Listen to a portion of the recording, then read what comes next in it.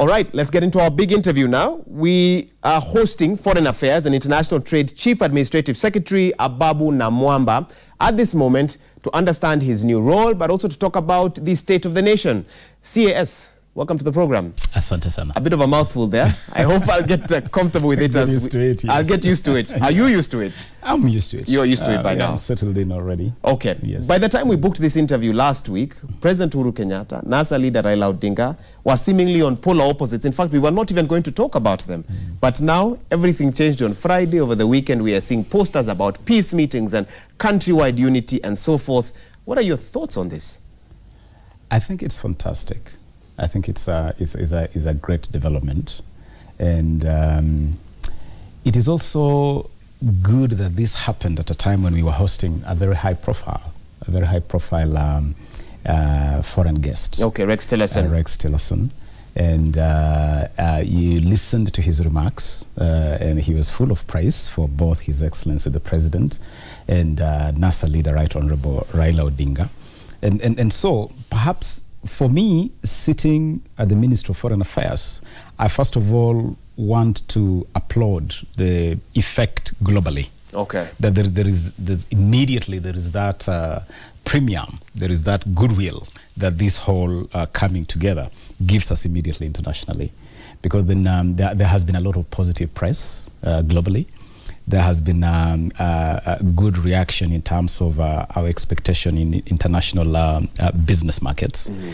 There has been a bit of apprehension since after the elections with a lot of political talk. And so toning down of political talk is good.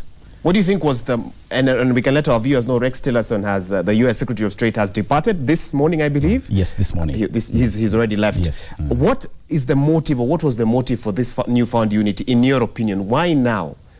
Was it linked with his visit? Was it other factors? What's your view? I know His Excellency President Uhuru Kenyatta enough to know that he's a very conscientious man. And he's not the kind of person you'd say has been unduly influenced, or he's been coerced into taking a position such as this. The president has always been keen to rally the country together. And you can even see that in the build-up to the last elections, the president really reached out.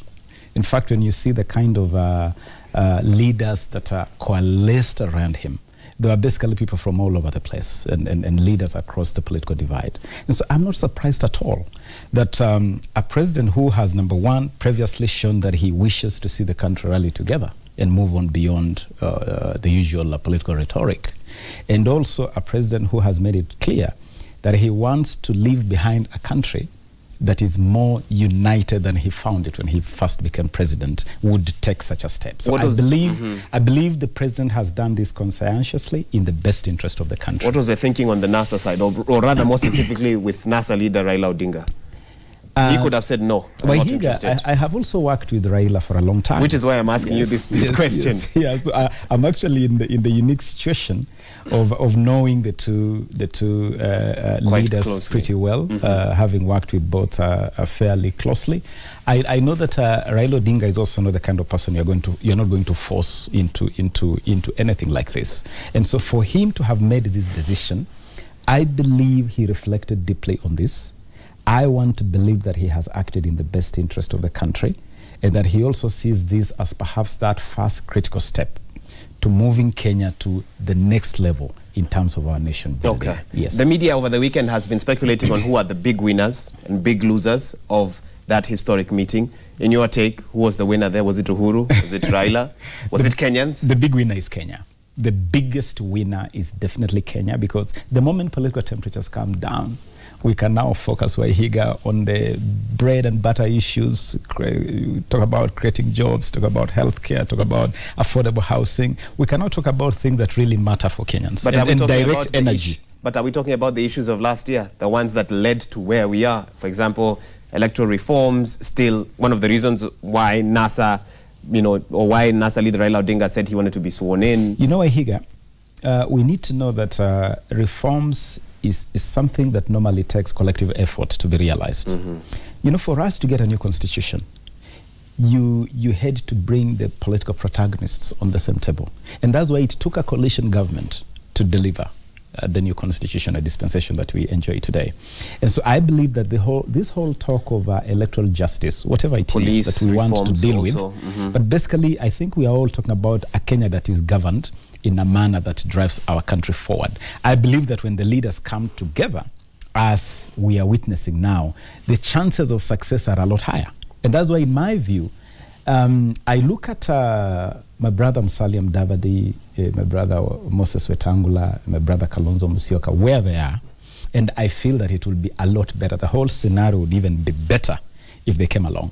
You believe so? I believe so. Even though they feel betrayed? I want to urge them. Betrayed by who and by what? I believe that the two leaders, the president and the Right Honorable Raila Odinga, have taken the first step. I think it behooves all of us now to support them fully and have an arrangement where we can, I mean, Kenya is big enough and this challenge is large enough to accommodate everybody to confront it, the challenge of driving Kenya forward. So I would be very happy to see the three gentlemen and even many others pull in the same direction. Okay, fair enough, and you raise interesting points, but nevertheless, would it not have made sense on Friday for NASA leader Raila Odinga to inform them before he made this particular move? I get the feeling that where they were, and their statement was very clear. We've watched this on TV. On TV. There's supposed to be in a coalition. There's supposed to be principles. Wouldn't you be, if in fact, if you are in that same position, wouldn't you be saying right now, I feel betrayed? I do not know the modus operandi of NASA. Okay. I do not know their style of decision making, how they make decisions and how they implement them. It would have been great if they were all reading from the same script. It would the whole arrangement would even have been have had greater impact. But I also want to believe that nothing is lost yet, and I hear there are some plans for them to have a sitting.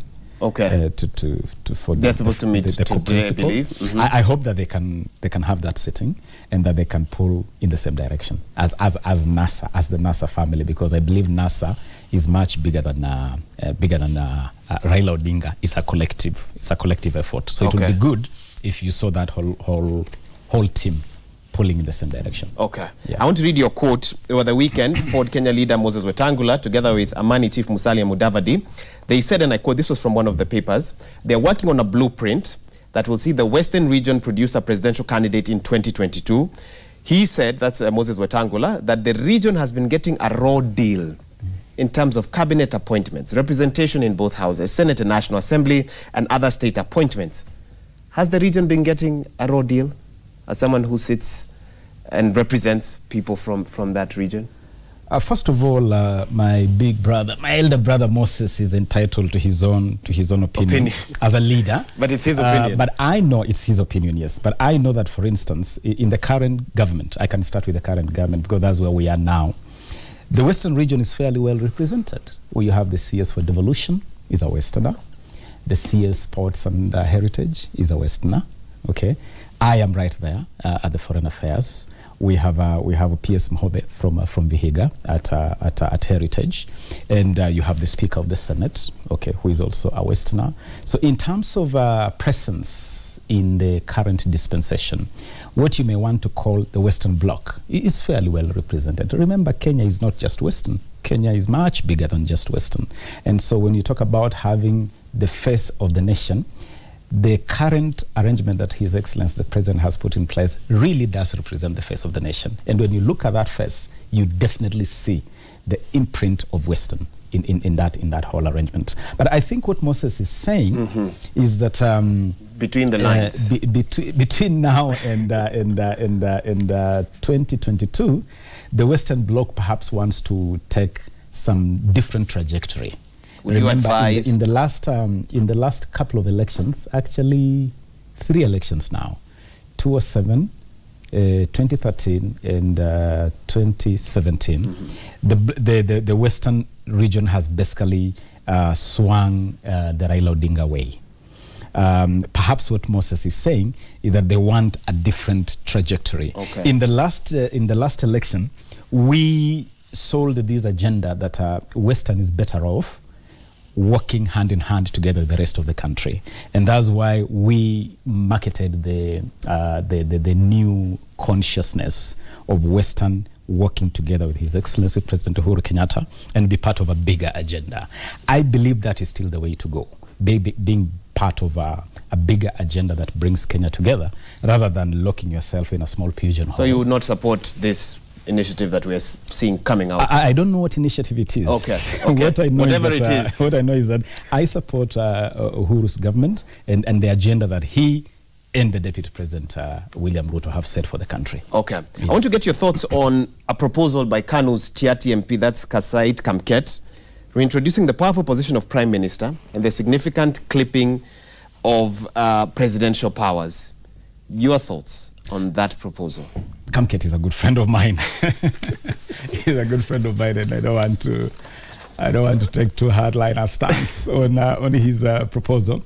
But I look at it in the context of a discourse, a national discourse that I would want to see progress to a level where we can agree on how to improve governance. Because for me, it is not about the level of the powers of the president. In fact, if you ask me, we have really reined in the powers of the president under the current constitution. So why the fight last year for that seat? It still carries a lot of allure, a lot of grandeur, and it's still an attractive position. But the issue here is really not about positions. It's about how to have a governance system where Kenyans can feel included. The inclusivity really is the challenge here. And if we can think of a system that is inclusive without compromising the architecture of governance. But it is a discourse that Kenyans cannot avoid. Okay, yes. It's a discourse that Kenyans cannot avoid. You now serve the Jubilee government. The message from the Jubilee government has been clear that 2022 support will shift to Deputy President William Ruto. How does the events of the weekend, whether on Friday, whether the proposal by the Kamket, change or complicate 2022 arithmetic in your view? I think it just spices the whole scenario. It's just a spice. Okay, that's the whole. You know, the interesting thing about politics is that it's a game of the possible. It's just a game of the possible. Anything in this game is just possible. Is that a message you're sending to Kenyans, that anything could happen? No. What I mean is that Kenya should not be surprised, for instance, when they hear Raila Odinga and His Excellency Uhuru Kenyatta talking. They shouldn't be surprised. You were not surprised? I was not surprised because I know my president. I know my president, and I know that my president is keen on a legacy of a united nation. So I was not surprised. I would not be surprised if tomorrow I saw my president speaking to Kalonzo Musyoka or speaking to Musalia Mudavadi. I would look at him and say, this is the president I know. This is the president who, at the back of his mind, he's already looking at the kind of country he wants to be with the next generation. Okay. A united country that goes beyond the rhetoric of political division and ethnic grandstanding. So where does all this leave the deputy president? The deputy president is the heir apparent in the Jubilee House. Is that still very clear? I believe so. Even with If you ask me today what my preference is in terms of 2022, I would tell you without a doubt that the deputy president William Samoei Ruto has earned his space. Who will be his deputy? He has earned his place. You're not answering my question. Who will be his deputy? It is too early. You cross bridges when you come to them. You? Come on. The deputy president is a wise man. He knows how he'll want his ticket to look like, and I believe that is something he'll resolve at the right time. Okay. And in the right way. Okay. Yeah. Let's switch gears and talk about why I called you. The reason, what I told you on the phone when I called you. Yes. Help us to understand the role of a chief administrative secretary. First things first, yes. Were you nominated for this post or did you apply? I was appointed by the president. So you didn't send your CV or something and you simple nomination? I was appointed by the president and then requested to submit my profile. And Wahiga, one of the things that we need to clarify, and it's good that you've given me this opportunity to clarify, is the sentiment that has been out there that this position is unconstitutional.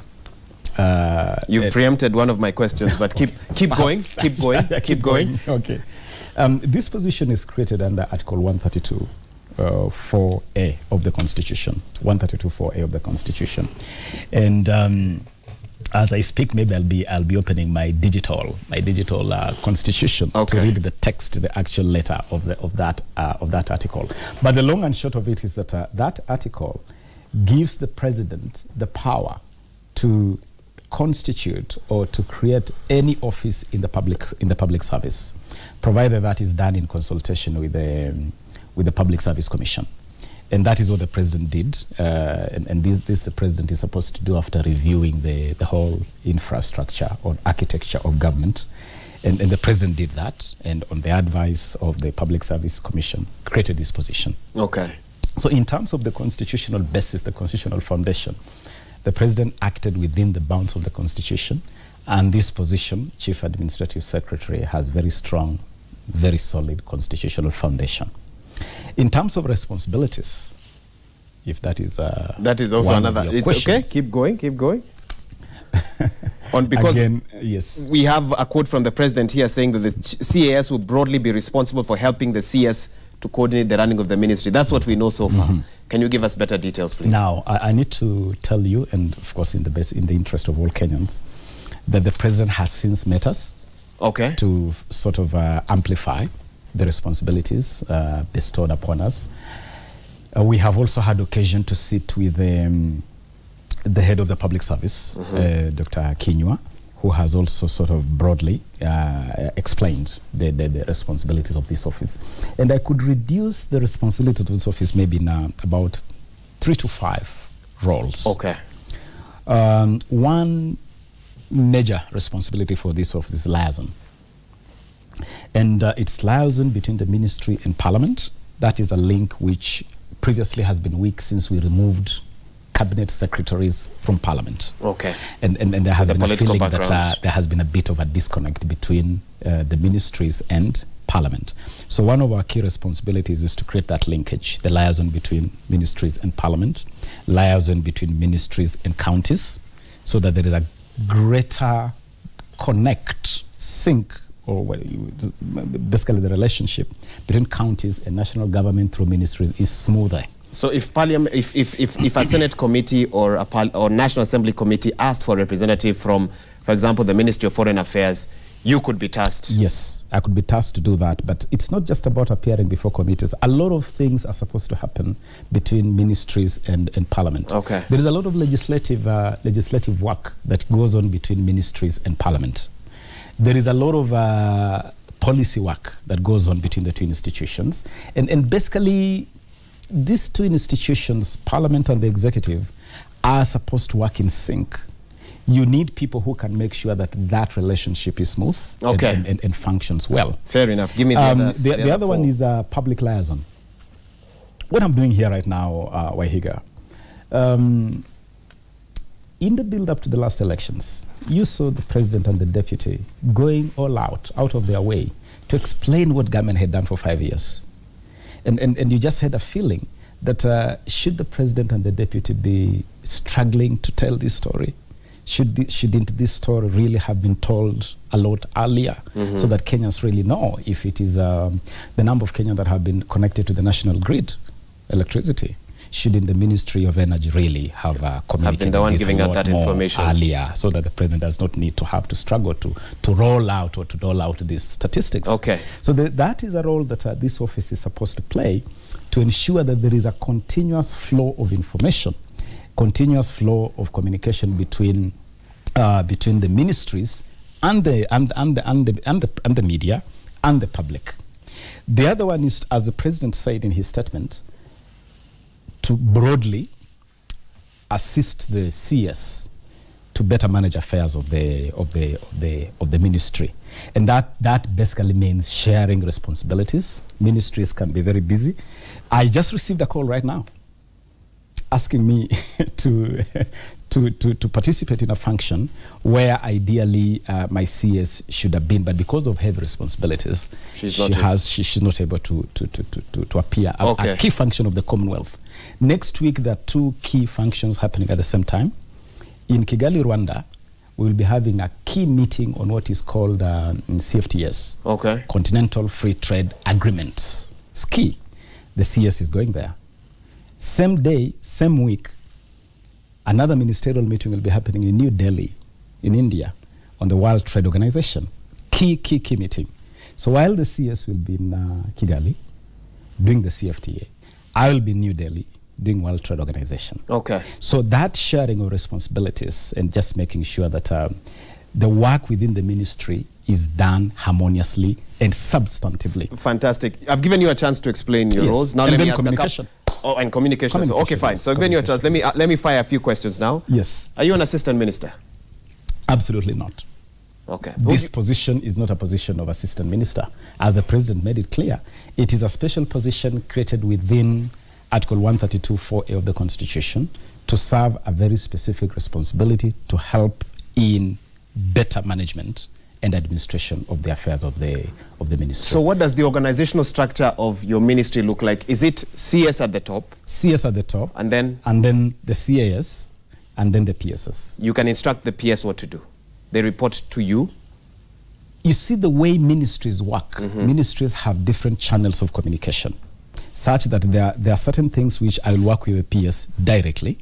There are certain things the PS can work with the CS directly. Okay. There are certain things I can work with various directors directly. But in terms of that structure, you have the CS, then the CAS, and then the PSS. So and I ask you this because where conflicts will arise between you and the PS, who has veto power in decision making, for example? There is absolutely no chance of conflict. You can't say that. And I will use... it's very early to say that. There is no chance because, in my view, the responsibilities are very clearly spelled out. The CS, who has authority, what is called the authorizing officer in the ministry. You have the PS, who is the accounting officer. He has the responsibility of financial and basically the accounting officer for the ministry. And then you have the CAS, whose responsibilities are also clearly spelled out, working together with the CS. But in terms of that matrix, the PS does not in any way interfere with the responsibilities of the CS or the CAS at that level. Okay. So I do not expect any conflict. I have two PSs in my ministry.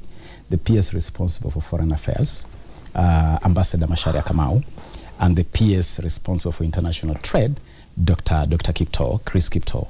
And both of them have very specific mandate in terms of the areas they're covering.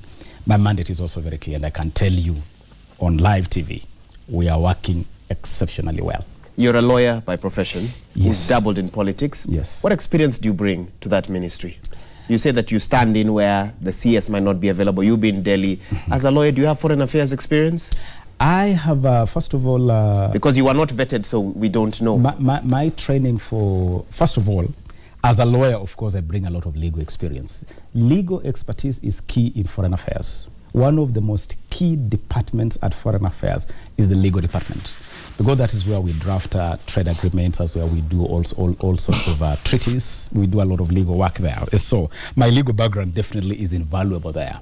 But then I also have training in international relations, because my postgraduate studies, I did my master's degree in international law and relations in Washington, D.C.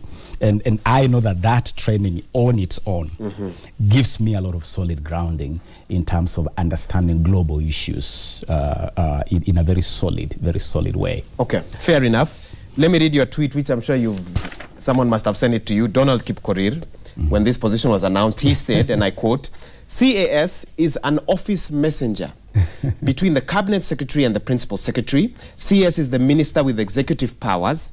PS is the accounting officer. Thus, the CAS is a stranger in the Constitution, a sexy name for public servants with no portfolio." Via @Donald Kipkorir. You're on social media quite active. Yes. So I'm sure you did. You read this. That is it's a tweet in jest. I take it in jest. You don't take it seriously? No, I don't take it seriously. Donald Kipkorir is an attorney of repute. Is he? He's an attorney of repute. He's a learned friend. Okay, sorry, I wanted to make sure. Yeah, he's a learned friend. He's actually a learned senior. We call each other learned senior basically because you graduated out of law school ahead of me. Okay. So he's a learned senior. And as a learned senior, he knows that, number one, this is a position that has been created constitutionally. He also knows that the president has residual powers, what in law we call prerogative powers. And those prerogative power extend to the kind of authority the president has exercised under Article 132(4)(a) of the Constitution to create this position. And he also knows that this position has got some very substantive responsibilities. He knows that this position definitely is a senior position in the structure of government. And in fact, in that pecking order, there is no possibility of the CAS having any conflict of responsibilities with the PS, because in terms of the organogram of the ministry, the CAS is right next to the CS. The CAS is right next to the CS? Right next to the CS, yes. Okay. Well, we'll have to wait and see on that. I think the challenge a lot of Kenyans are having is they wonder whether the PSC, who were involved in this, in creating this post, conducted an assessment on the gaps of delivery in public service, to say, and whether this was publicly done, public participation, where PSC come to Kenyans and say, Kenyans, we feel there's an issue with the ministries and the way they've been operating. We feel there's been a struggle. And then they hold whether forums or that sort of thing. Then they present their findings to the president, and the president says, I agree, and approves it. But this feels like it happened the other way around. The president saw an issue, told PSC, you need to create this post. And PSC, you know, had, and some interviews say, at that time, Margaret Kobia, who's now a CS, was not able to explain whether you were appointed or you sent in your CVs, and then you were selected based on that. I don't know if you can give clarification on that, whether this process was done in such a secretive manner that no matter how hard you struggle to explain to us what your role is, a lot of Kenyans still say, we don't know what you do. There is no secrecy. There are absolutely no secrecy in the creation of this position. This is a position which was created in the exercise of not imaginary, but specific power in the Constitution. I have just read you Article... And I think no one is arguing about that. Yeah, and so... It's the necessity and the process behind its creation that many are questioning. Waihiga, the drafters of this Constitution, I know this Constitution very well because you may recall that it was myself and the Honorable Abdikadir Mohammed that co-chaired the parliamentary committee that negotiated this Constitution. So we are very, very familiar with the text of this Constitution and the spirit. Very, very familiar. And I can tell you, Waihiga, that the drafters of this Constitution knew why they wrote Article 132(4)(a) into this Constitution that would allow the president at his discretion. That is actually a discretionary power. It is discretionary. It's a prerogative. No one else can exercise that power, not even the Public Service Commission. In fact, the Public Service Commission can only advise or recommend. But that is a power that is preserved for the president. The president has looked at the structure of his government. He has exercised a constitutional power vested in him, not by imagination, but expressly. An equivocal power that is expressly provided in the Constitution. And so all this conjecture, oh, you should have done public hearings, oh, you should have done this, there is nothing like that provided for in the Constitution. Wouldn't it have made the process easier? That is conjecture. Okay. That is conjecture. What I know is that the Constitution grants the president express power to do so, and he did it. I want to believe that even if you had someone else as president today, even if someone else had won this election, they would have created this. They would have created.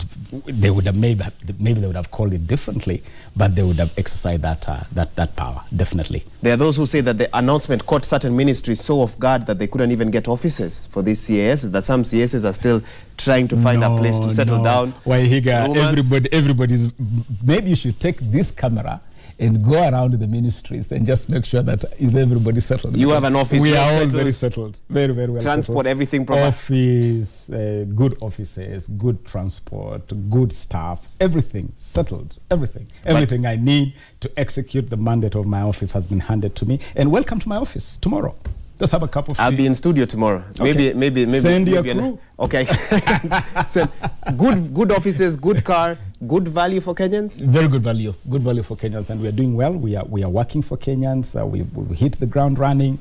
And since I was appointed CAS, I've been very busy.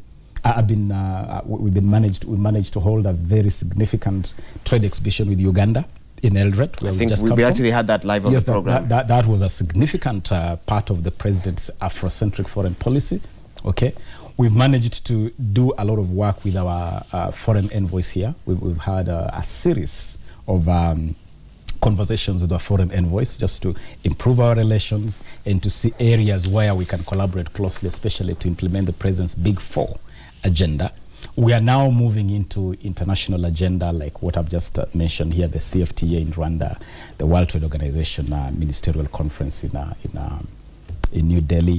We are soon launching a campaign to have a Kenyan elected Secretary General of COMESA.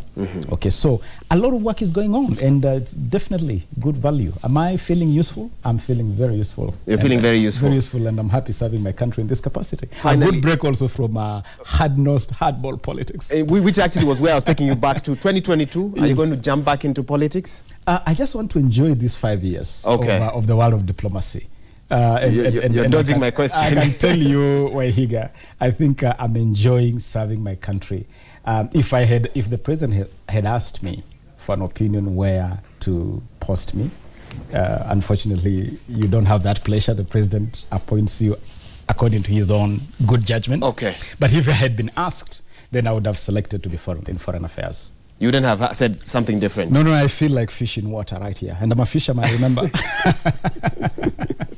I feel very much at home in foreign affairs. Thank you so much. I think that's how we wrap up this discussion. Foreign Affairs International Trade Chief Administrative Secretary Ababu Namwamba explaining his role.